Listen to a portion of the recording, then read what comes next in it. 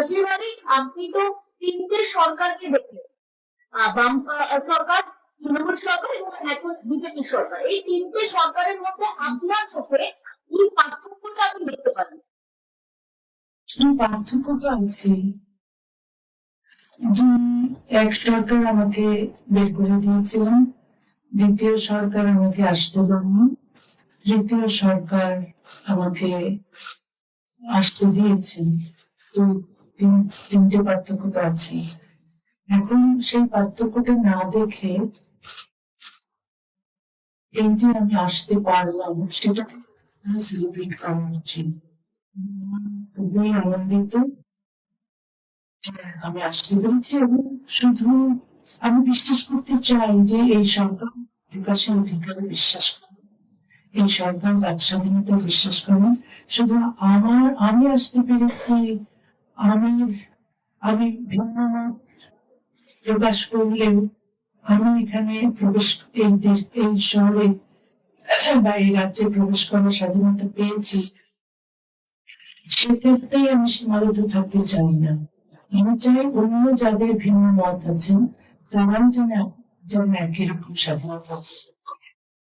আমি বলেছিও যে বাংলাদেশে এবং ভারতবর্ষে, পাকিস্তান, এই উপমহাদেশে এই অভিন্ন দেওয়ানি বিধির খুব দরকার। আসলে পৃথিবীর যে কোনো সভ্য দেশেই এই অভিন্ন দেওয়ানি বিধি আছে, কারণ এক দেশ এক আইন আমরা চাই, সবার জন্য সমান আইন চাই। বিশেষ করে নারীরা ধর্মীয় আইনের অধীনে যদি থাকে তাহলে তাদের বিরুদ্ধে বৈষম্য আমরা দেখি, নির্যাতন দেখি।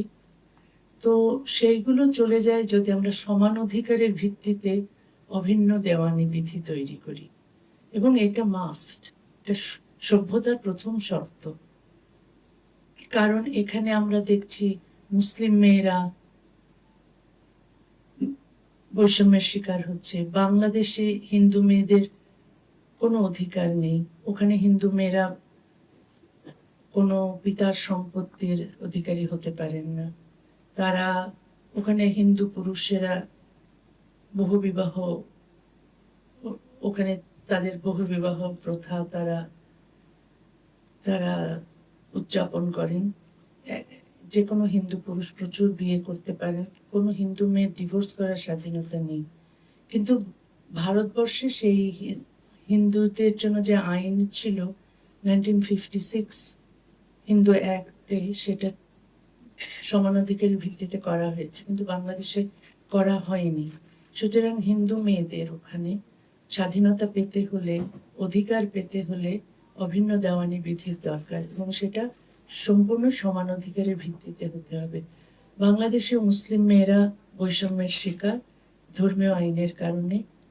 তো এই সমস্ত বৈষম্য চলে যাবে যদি অভিন্ন দেওয়ানি বিধি সমানাধিকারের ভিত্তিতে করা হয়।